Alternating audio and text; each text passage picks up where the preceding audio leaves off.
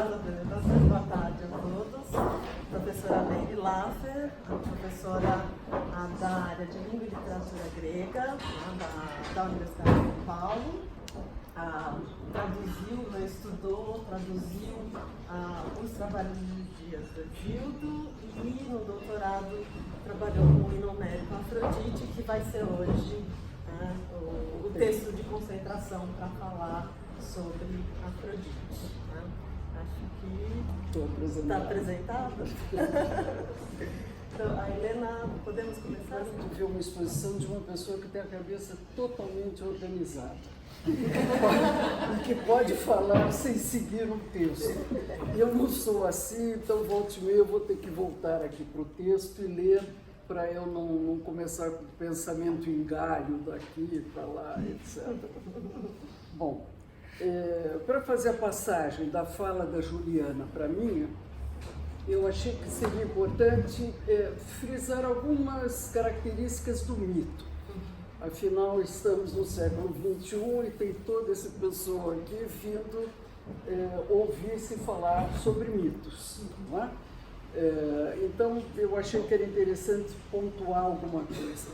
Bom, a primeira coisa é que o mito conta um acontecimento, uma ação relacionada com um personagem que se passa num tempo muito antigo, não é? Um tempo muito distante do atual. Isso é muito importante. Por isso, o mito é também uma narrativa, narra alguma coisa do passado longínquo. Não? Depois, as histórias que eles contam pretendem explicar e organizar a realidade. Tá? Isso é um ponto importante para a gente entender o mito. Não? Ele tem, como a gente sabe, característica, enfim, ele funciona para diversas épocas, para diversos lugares, né? Ele tem essa característica, me sumiu a palavra, como é que é, enfim, que é... Atemporal. Atemporal, era outra coisa, mas tudo bem, entenderam? Bom, e uma outra coisa que eu queria falar sobre o mito é que eles são dinâmicos. Então, dependendo da época, se acentua uma coisa ou outra, né? Se enfatiza um lado ou outro da história, que tem um núcleo duro, digamos, que é sempre o mesmo, e as variações em volta dele. Né? Um bom exemplo foi esse que a Juliana falou, que é Eros. Né? Eros nasce como um dos 4 deuses primordiais. Né? Depois ele passa a ser um acompanhante de Afrodite, né? Depois ele, enfim, tem até se transformar num menino com asas. Não é? Quer dizer, continua sempre como um princípio de união, não é? Mas tem variações. Bom, eu vou falar para vocês sobre a ideia de persuasão no inomérico Afrodite. Não é? Esse inomérico é anônimo, como todos os outros hinos homéricos. Se diz que é homérico porque formalmente se aproxima de Homero, né? Mas não se sabe exatamente quem escreveu. Bom, esse hino teria sido escrito ou composto no século VII a.C., né? E eu vou ver com vocês a noção de peitó dentro desse poema. Né? Peitó, como a Juliana já disse, é persuasão, a gente traduz pela palavra persuasão.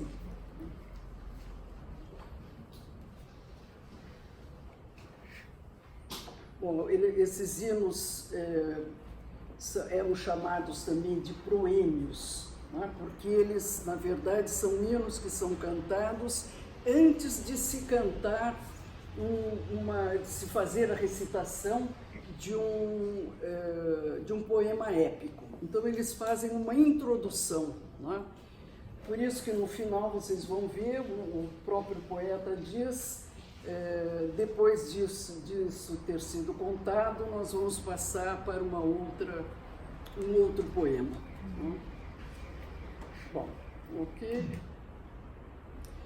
Bom, é difícil eu falar sobre o hino homérico Afrodite, porque, embora seja o livro de cabeceira de muitos de vocês, alguns nunca devem ter lido, né? O hino homérico Afrodite. Então, eu vou apontar alguns elementos do enredo. Tá? É difícil você fazer um sumário de um poema, né? Ainda mais um poema nessas condições, antigo e com referências míticas, etc. Então, eu vou tentar apontar as coisas que são importantes no poema, importantes do ponto de vista da narrativa, né, do que é dito, do enredo, digamos assim, e para depois falar sobre a persuasão, como se movimenta nesse poema. Bom, todos os hinos homéricos são, em geral, divididos em 3 partes que são princípios da retórica. Né? O invocatio, né? Invocação, depois vem a pars épica, que é a parte épica, a parte principal, a parte das narrativas, né? E no final a precatio, que é um final desse hino onde é pedido alguma coisa. Tá? Bom, então eu vou tentar apontar essas coisas primeiro na invocatio, né? Vai até o verso 52, do 1 ao 52. Bom, o poeta invoca a musa e a incorpora para que ele possa cantar os trabalhos de Afrodite, os erga Afrodites. Né? Por que eu digo incorpora? Porque nessa época se achava que o poeta realmente incorporava, como em Candomblé, que o cavalo, né, recebe um orixá, é mais ou menos nessa região que acontece a recepção da musa. Né? Então ele invoca a musa e diz que ela submete a todos, os animais, os homens, os deuses, exceto três deusas do panteão grego, né? 3 deusas que são as deusas virgens do panteão. Quem são elas? Atena, Ártemis e Héstia. Bom, Atena é ligada à guerra, como vocês sabem, ela já nasce com toda paramentada para a guerra. Né? Ártemis é ligada à caça. Héstia é quem protege os templos e as casas e é quem recebe os sacrifícios feitos pelos homens para os deuses. Não? Bom, a esses corações, esses 3 corações, ela não pode persuadir nem enganar. Agora, todos os outros podem ser persuadidos e enganados. Não? Bom, o que tem de interessante nessas 3 deusas, além de serem as únicas virgens do panteão,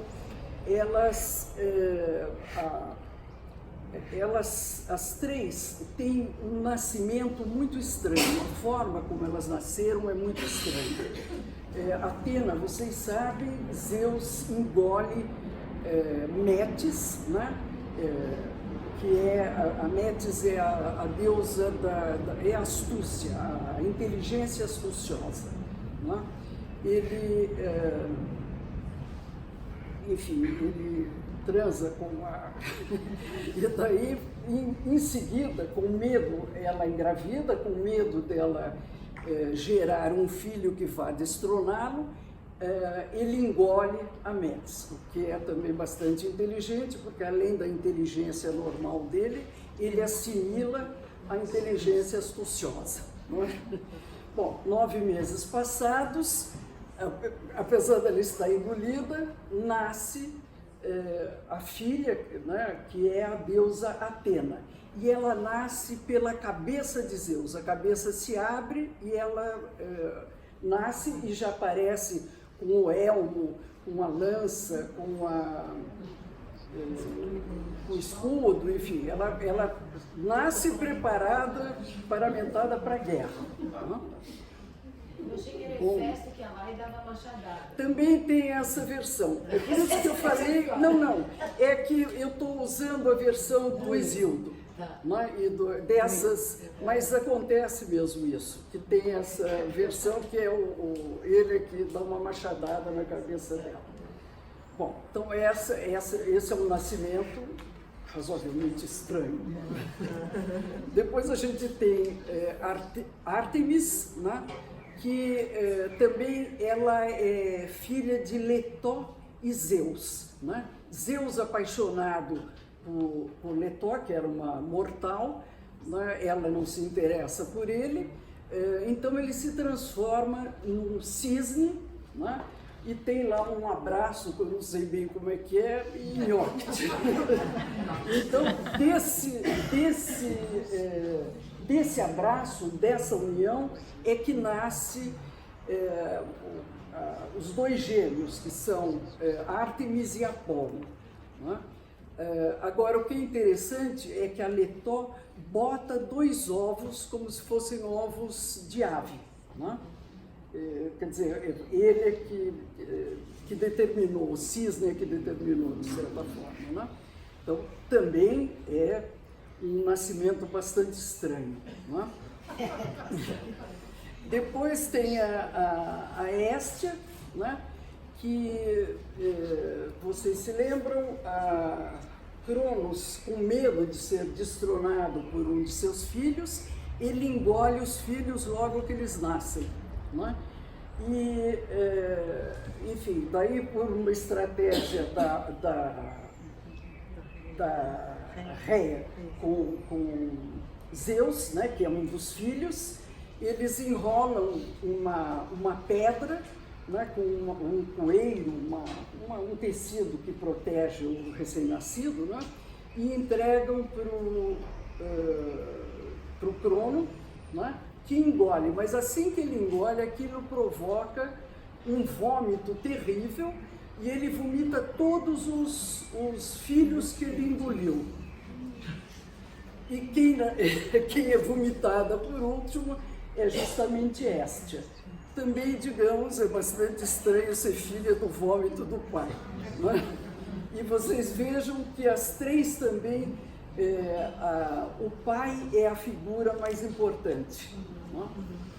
Bom, uma outra coisa, elas estão ligadas, essas 3 deusas, à morte, de uma forma ou de outra. Não é? A Atena ligada à guerra, não é? A Ártemis à caça, e a Héstia porque recebe os sacrifícios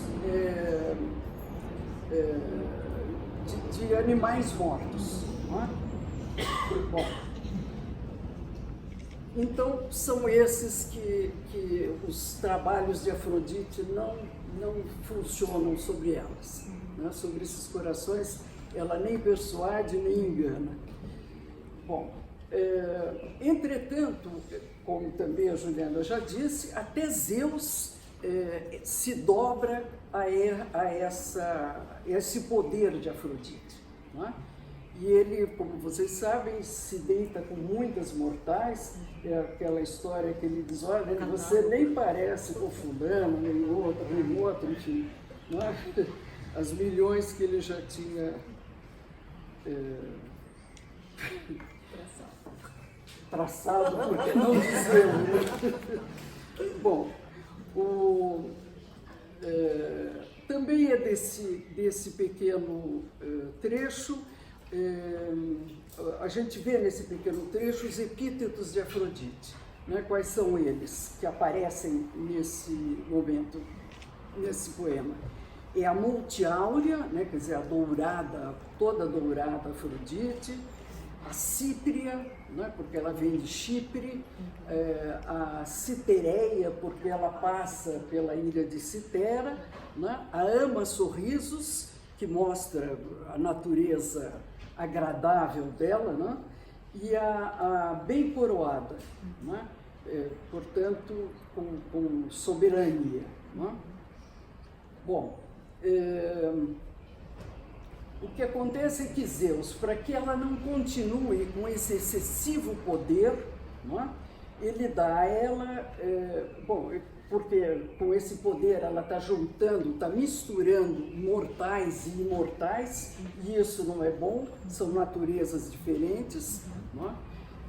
E também, além disso, ela zomba dos deuses depois que eles transam com mulheres, não é? Com mortais. Bom, então isso é o que acontece na invocatio, né? Na invocação. Depois a gente começa aqui a pars épica, que é a parte central do mito, do poema, não é? Então, ao ver Anquises, ela redemoinha no coração, não é?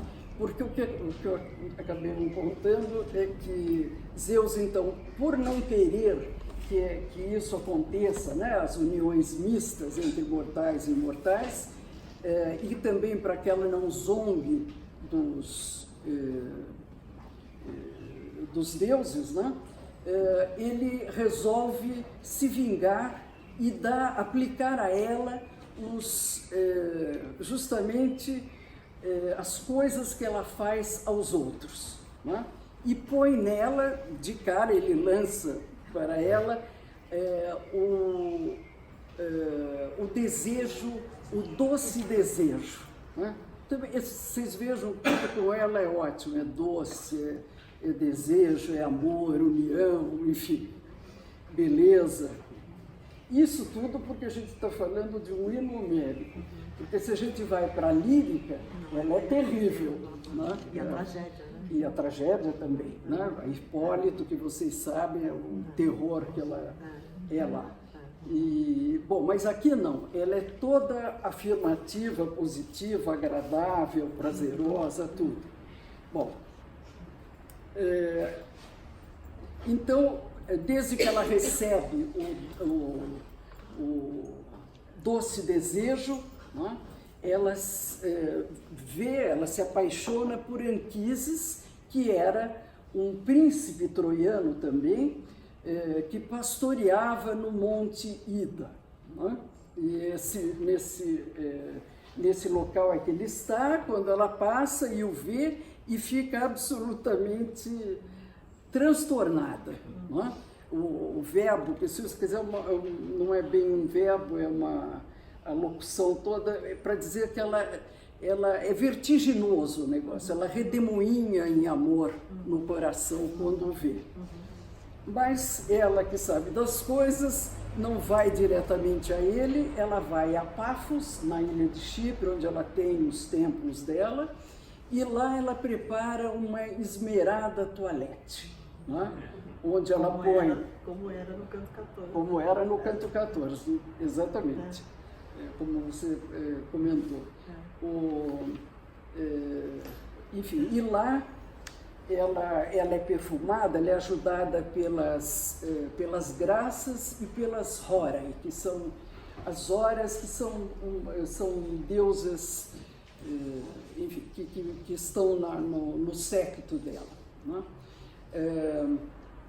E daí ela se perfuma, se enche de adornos e flores e colares, etc.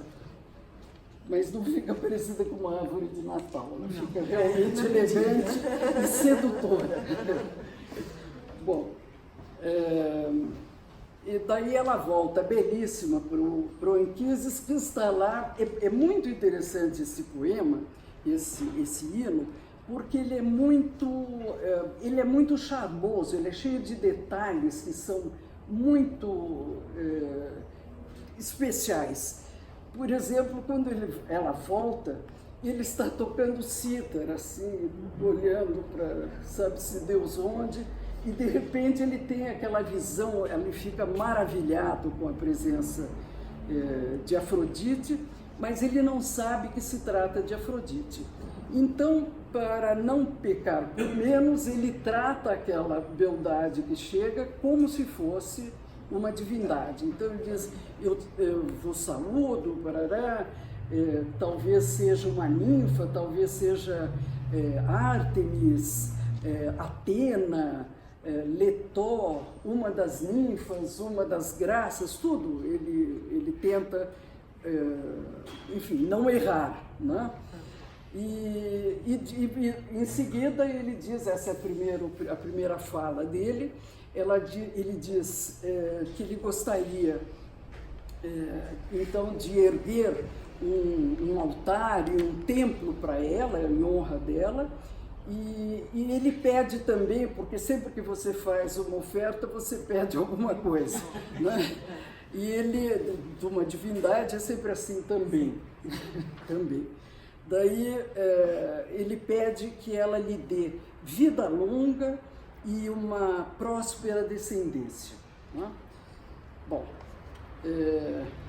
Afrodite, então, lhe responde com uma grande mentira, mas extremamente verossímil, bem articulada. Vocês vão ver o que ela diz, né? Bom, ela afirma que ela é uma mortal, que ela é filha do rei Otreu, que é o rei da Frígia, que é um nome que se diz na antiguidade que dá a ideia de verossímil, né? É possível, né? Enfim, do rei da Frígia e de uma mortal. E que ele aprendeu, daí ela dá mais um detalhe, que ela sabe falar a língua dele, porque ela, quando era menina, no palácio, ela teve uma ama que era troiana e que ensinou a ela a língua. Então, isso também é uma coisa interessante. É o primeiro, o West que diz, é o primeiro registro de bilinguismo que se tem na antiguidade. O que é muito interessante, a consciência de que era bilíngue, né? Bom, daí ela diz que ela, portanto, é humana, né? É uma virgem. Ela estava dançando e cantando com outras moças em idade de se casar, né? Era uma dança em honra de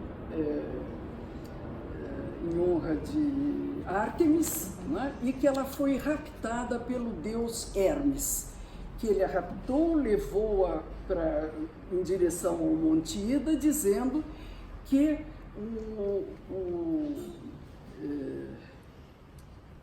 que ela estava destinada a ser a esposa de Anquises, né? Bom, então ela, além disso, ela ainda diz: olha, vamos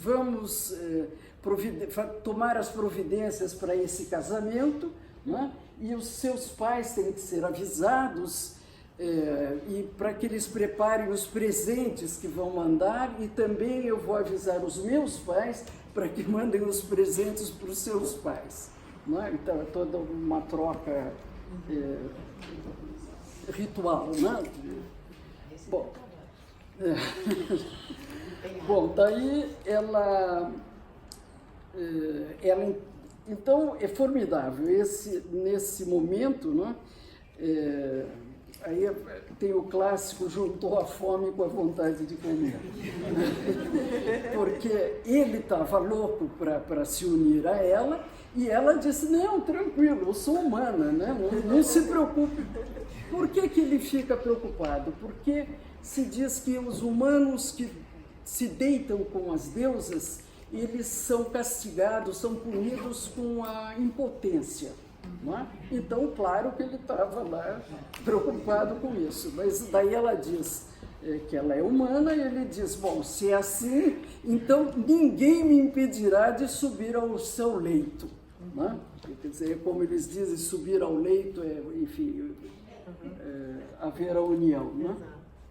Bom, e daí ele ainda diz, bom, ele então, aqui se diz, Eros tomou Anquises, né? Quer dizer, ele foi arrebatado pelo Eros, não é? Que é o desejo de união, não é? E ele ainda acrescenta que, mesmo que Apolo atire nele as suas flechas mortais, né? Que ele prefere ir ao Hades, descer ao Hades, depois de ter subido ao leito dela. Né? Tudo bem, né? É uma coisa. Isso lembra também o que a Juliana falou na Odisseia, quando se conta os amores de Ares e Afrodite, né? que o Hefesto faz aquela rede finíssima e ele levanta o casal, né? Ares e Afrodite, em plena cópula, né? E chama todos os outros deuses para rirem deles. Né?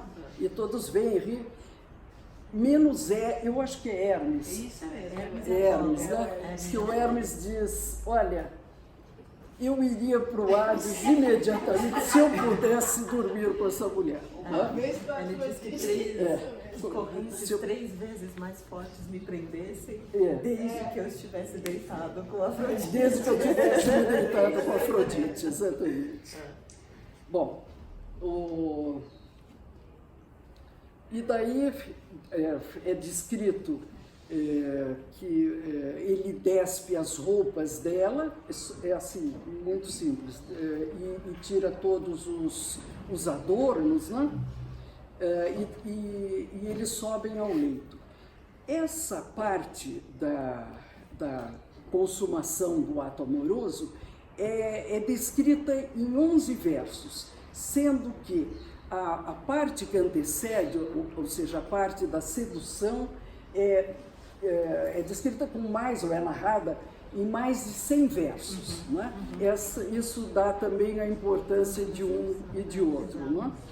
Ela adormece, aliás, ele, depois do coito, adormece e ela se veste, se põe todos os seus paramentos e retoma a figura de deusa.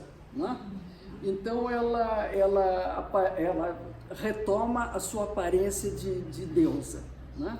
Essa epifania aterroriza o Anquises. Né?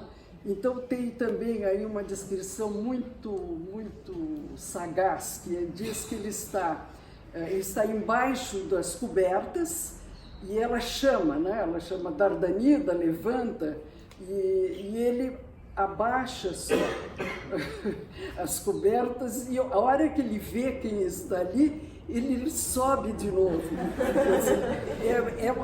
De uma delicadeza isso, né? Assim, é o pavor que ele sente. Né?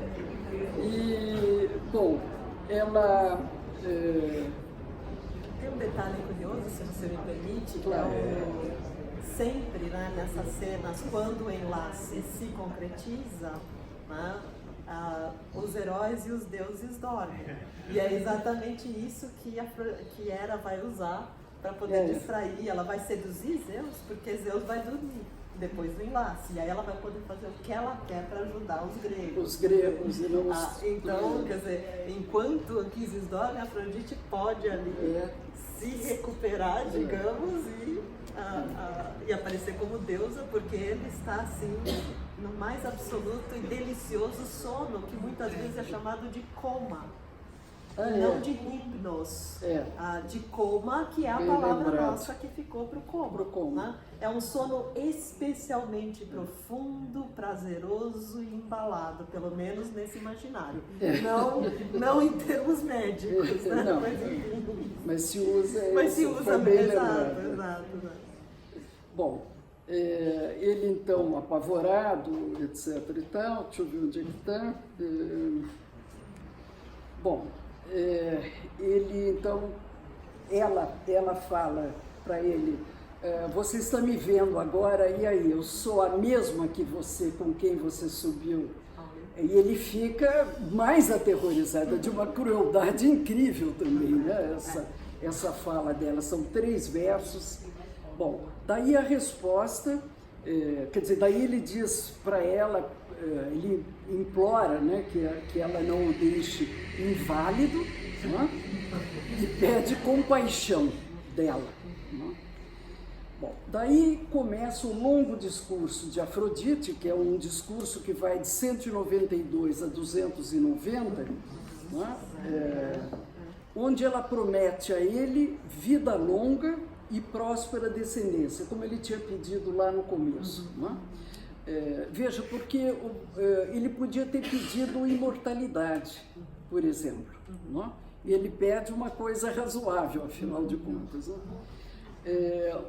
E daí ela diz que eles vão ter um filho que vai se chamar Enéas, né? E ela mesma explica que vai se chamar Enéas porque grande aflição a tomou naquele momento por se dar conta que se deitou com um mortal. E em grego é a mesma raiz essas duas palavras. Né? Então, o Ainós, Acós, né? E Enéas. Bom, daí ela então diz que vão ter esse filho, mas ela, para acalmar a preocupação do Anquises, ela conta 2 exemplos de mortais que se deitaram com imortais e que não foram punidos com a impotência. Não? Então ela conta o caso de Ganimedes, né, que é um jovem belíssimo, também troiano. Né?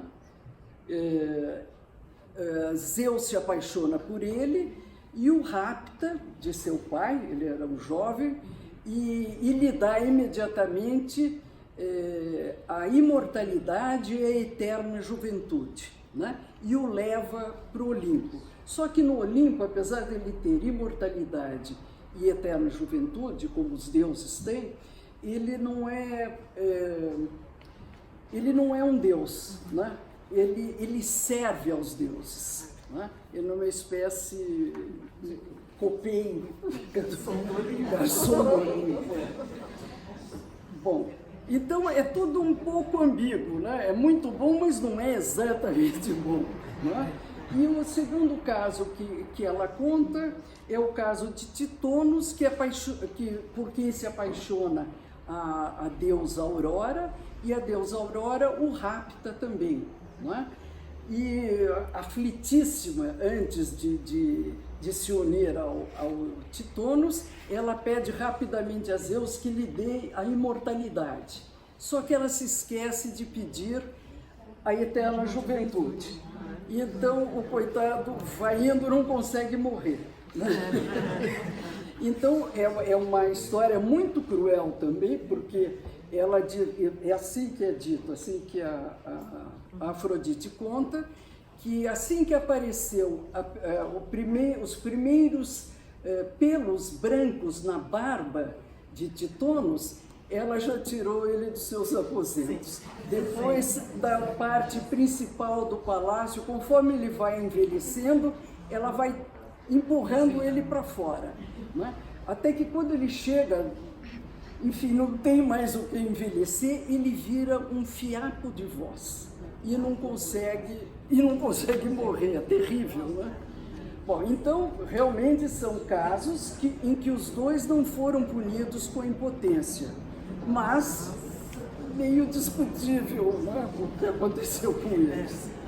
Bom, mas isso, se você me permite, complementando isso do Titono, é por causa do que eu tentei apontar. Quer dizer, a Afrodite, ela tem a ver com o sexo, com o desejo sexual. Exatamente. Não tem dimensão espiritual, não é amor romântico, não é nada disso. Então, no momento em que se começa a envelhecer, acabou. O interesse. Não tem interesse. Não deve participar. E, aliás, vai ser criticado se participar do território de Afrodite.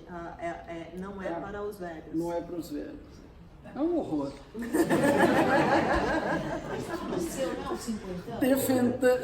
Não, já dançou. 50 anos já dançou. Mas a gente volta no final. Ele não é. Não. Bom, depois do nascimento do Enéas, ela diz que ele deve ser levado para as ninfas que vão criá-lo, não é?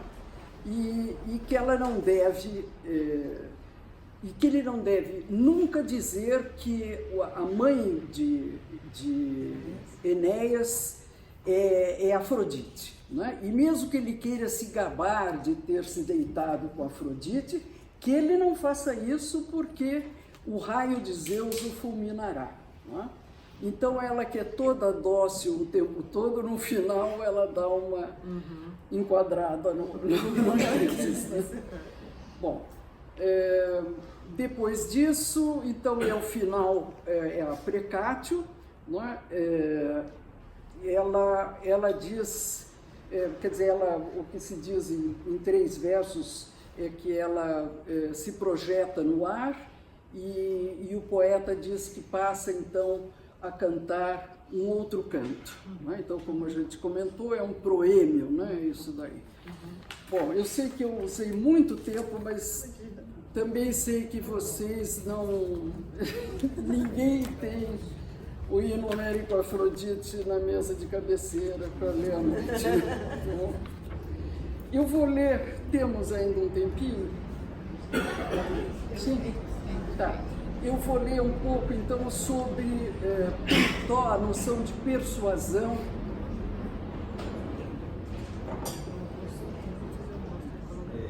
Tá bom. Ok. Ah, sim. Não temos. Achei que tivesse pior a situação.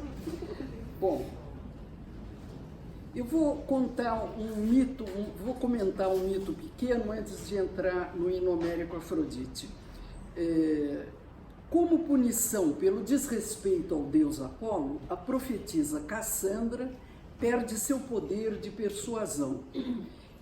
Vocês sabem a história, Cassandra era uma sacerdotisa que fazia previsões, né? E por ter desrespeitado Apolo, ela perde o poder de persuasão. Vejam o que ela perde. Ela não perde o poder de fazer previsões, ela perde o poder da persuasão. Ela faz previsões corretas, porém não tem mais a confiança de quem a consulta. Né? Seus presságios, por mais verdadeiros e importantes que sejam, tornam-se inúteis, presos na sua própria intransitividade. A privação da sua capacidade de convencer resulta na perda de seu poder de sacerdotisa. Quem perde a capacidade de persuadir, perde o poder também. Né? Bom, esse é um exemplo. O campo de ação privilegiado de Peitó, né, que a gente traduz por persuasão, é tanto a prática política quanto a prática erótica. Observamos que, enquanto noção, seu sentido vai ser estabilizado apenas no século V a.C., quando se transforma em uma técnica a serviço da retórica. Tá? Bom, uma coisa que eu esqueci de dizer para vocês, há estudiosos, aí é o Kennedy, que diz que os gregos sempre se interessaram pela retórica, em todas as fases da sua história. Né? Bom, eu vou dar também alguns exemplos da Peitó, né, como ela aparece em outros textos, né, que são interessantes para a gente aqui. No canto 9 da Ilíada, nós vemos Nestor se dirigir a Agamenão, aconselhando-o a aquietar a ira de Aquiles. O verso os versos, são 2 versos. Cabe-nos, pois, pensar como aplacá-lo com dons e fala mel. Essa é uma tradução do Haroldo de Campos, e ele traduz, o que ele traduz, o verbo que ele traduz como aplacar, em grego é a palavra pepitoimen, que vem do verbo peito, que é o verbo persuadir. Nestes versos, o que se evidencia é um dos modos da persuasão agir, né? Usando palavras agradáveis e aduladoras. Isso é uma das formas de ação da Peitó. Sabemos também que a persuasão pode prescindir das palavras. Na Medeia de Eurípides, a protagonista diz, aspas, dádivas persuadem até os deuses. O ouro pode mais que 1000 palavras entre os mortais. Né? Então, aqui também, presentes e ouro, né, valem para persuadir os mortais. Né? Depois, nas traquínias de Sófocles, quando o coro canta a esperança da volta de Héracles, todo amoroso aos braços de Djanira, o poeta se refere ao unguento da persuasão, com que estaria ungido Héracles, justamente. Aqui a natureza da persuasão é mágica, tem valor de feitiço. Da mesma forma funciona o cinturão de Afrodite, que você traduziu, você não ele, que cinta, mas cinta em São Paulo é esquisito. Exato. A tradução portuguesa. É a tradução portuguesa. Bom, da mesma forma funciona o cinturão de Afrodite emprestado a Hera para que ela distraia Zeus. Né?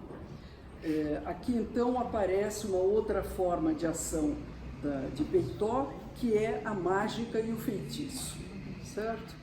Bom, a persuasão então que dispensa as palavras pode resultar não só dos presentes aduladores e dos feitiços, mas também do maravilhamento provocado pela visão. Né? Caso dos adereços e do embelezamento do corpo no episódio da toilette de Afrodite, que Afrodite empreende nos seus domínios na ilha de Chipre. Então, guirlandas de flores, colares, perfumes são igualmente instrumentos de sedução, de persuasão. Peitó se traduz por persuasão.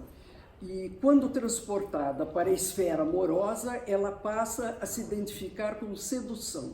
Tá? Então, Peitó é a mesma figura, que pode ser tanto persuasão quanto sedução. Há, porém, uma pequena diferença que deve ser apontada entre persuasão e sedução. Não é? Ambas supõem a participação do destinatário naquilo que está sendo proposto pelo sujeito. Entretanto, no segundo caso, né, no caso da sedução, a postura do destinatário é bem mais passiva. Persuasão carrega a ideia de concordância e não de disputa, e igualmente de sociabilidade em oposição à força tosca, à selvageria, e ainda de humanidade e não de animalidade. Não é? Peitó se localiza sempre do lado da cultura e não da natureza. Por fim, quer dizer, ela se mexe, não é bem que o movimento dela é sempre do lado da cultura, não do lado da natureza. Não é? Curiosamente, mas não por acaso, a palavra seduzir em português origina-se do verbo latino seductio, que significa sair do caminho, desviar. Portanto, supõe a existência de uma estratégia astuciosa, enquanto que persuadir se utiliza num caminho mais reto e não o caminho do desvio, né? Empregando aí a astúcia do raciocínio. Tá? Essa seria aí duas... Isso. Ok. Na Teogonia, né, Hesíodo adverte que Peitó é uma das 3.000 Oceanidas, né, que são filhas de Tétis e de Oqueanos, né, oceano, sendo, portanto, irmã, aí eu vou fazer a família dela, né?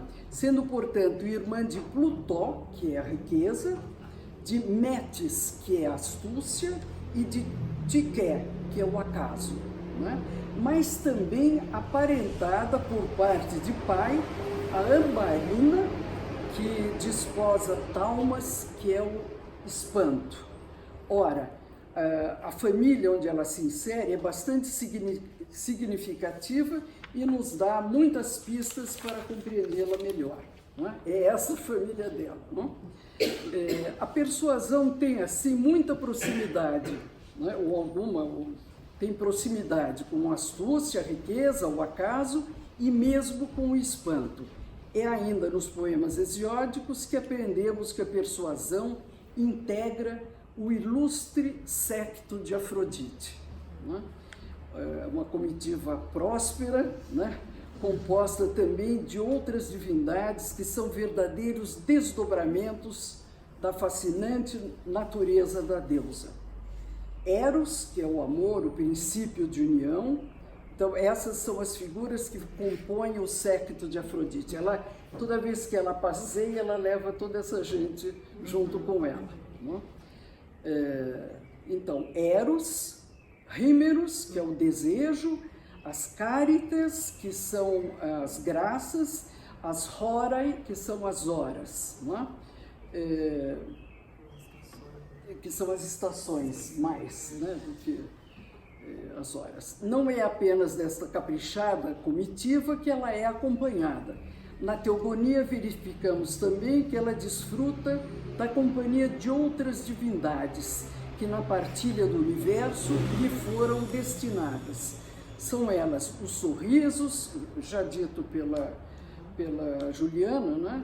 Os sorrisos, o doce gozo, as conversas de moças, a afeição, a meiguice, os enganos. Quer dizer, realmente ela está em ótima companhia o tempo todo. Não é? Este é o meio em que ela se movimenta e devemos lembrar que todos esses dados fazem parte do repertório mítico conhecidos dos gregos dessa época. Não é? Então, quando você conta uma história sobre Afrodite, tem todo esse repertório que é comum, não é? Às pessoas da época. Não é? Em Pausânias, há uma descrição de uma estátua de Zeus feita pelo grande Fídias, e na base desta representação há uma imagem em alto relevo do nascimento de Afrodite, na qual ela está sendo acolhida por Eros e coroada por Peitó. Né? Então, vê-se a importância dela para Afrodite. No hino homérico Afrodite, Peitó aparece em seus dois campos privilegiados de atividade. Nos diálogos entre Anquises e Afrodite, como recurso retórico, entre aspas, porque não é ainda exatamente retórico, não é? E enquanto sedução amorosa no jogo erótico que ela arquiteta para obter a anuência de Anquises aos seus propósitos. Verificaremos ao longo da leitura deste hino que é da natureza de Afrodite os modos persuasivos e não o uso da força da coerção.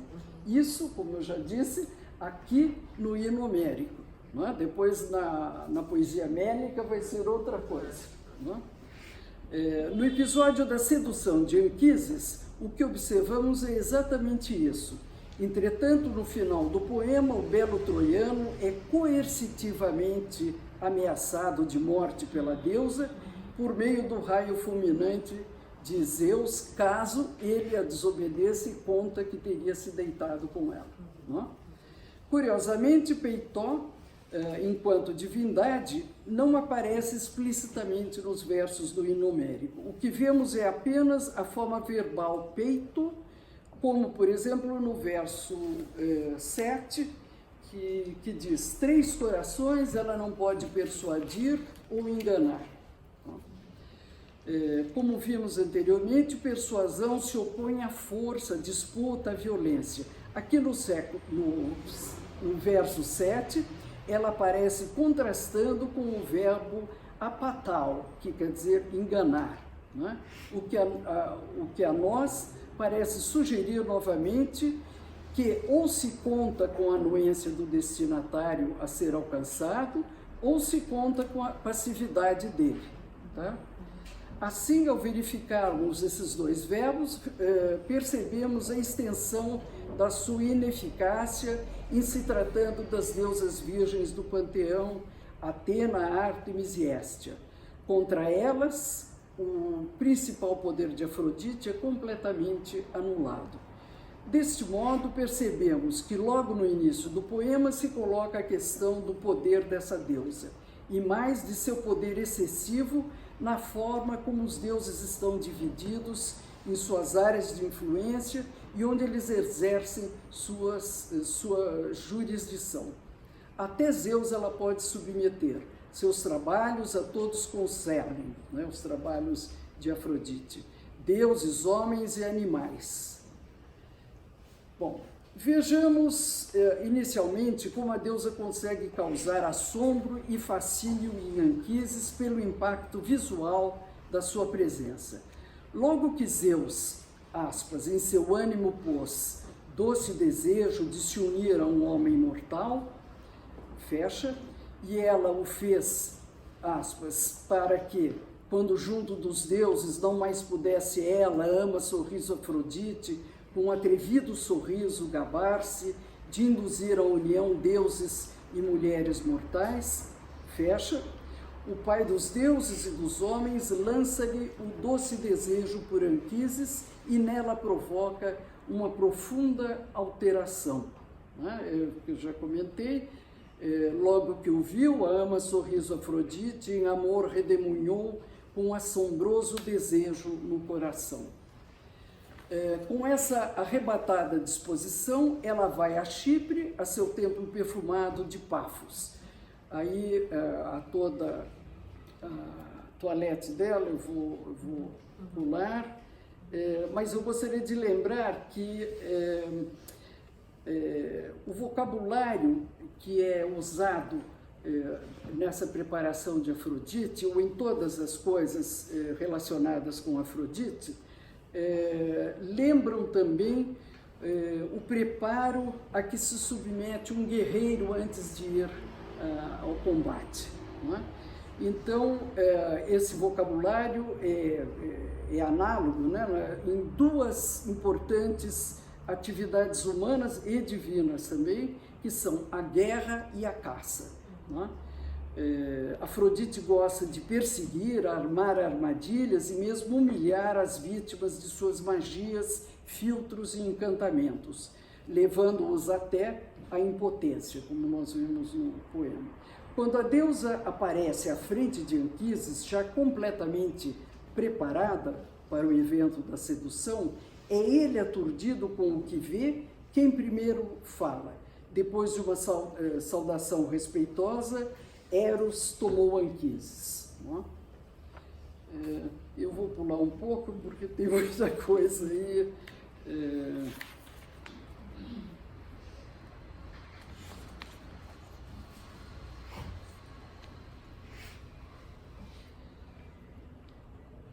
Bom, daí nós temos o primeiro discurso de Anquises, depois a resposta da Afrodite, né, onde ela inventa aquela mentira inacreditável.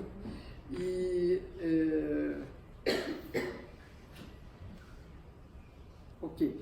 Neste ponto, convém lembrar que a esposa de Hefesto é, antes de mais nada, uma potência de astúcia e de engano, como esta primeira fala dela nos deixa perceber. Ela se preocupa em esclarecer de imediato que o troiano está equivocado e que ela é uma simples mortal, cujos pais são de nobre estirpe, porém, humana, cuidadosa com a verossimilhança no relato, ela chega ao requinte de explicar por que ela é bilíngue, como nós já comentamos, né? Este primeiro discurso de Afrodite nos evoca os versos da Teogonia, quando as musas ensinam a Hesíodo a natureza da poesia, né? E igualmente da ficção que elas podem criar, as musas. Então, eu vou ler os versos 28 e 29 da Teogonia. Sabemos muitas mentiras dizer sabemos muitas mentiras dizer símeis aos fatos, e sabemos, se queremos, dar a ouvir revelações. Esses dois versos de Hesíodo colocam toda uma problemática sobre as relações entre verdade, mentira, realidade, verossimilhança, etc. Ora, ficção também. Né? Ora, na primeira locução de Afrodite, é isso que também está em jogo. Ela constrói seu argumento em cima de mentiras bem urdidas e verossímeis. Ela cria uma ficção que servirá para ajudar a convencer Anquises a colocar um bom desfecho ao seu intento. Bom, eu vou parar aqui, porque ainda tem muita coisa para ler, senão não vai ter nem discussão, nem perguntas, nem isso aí.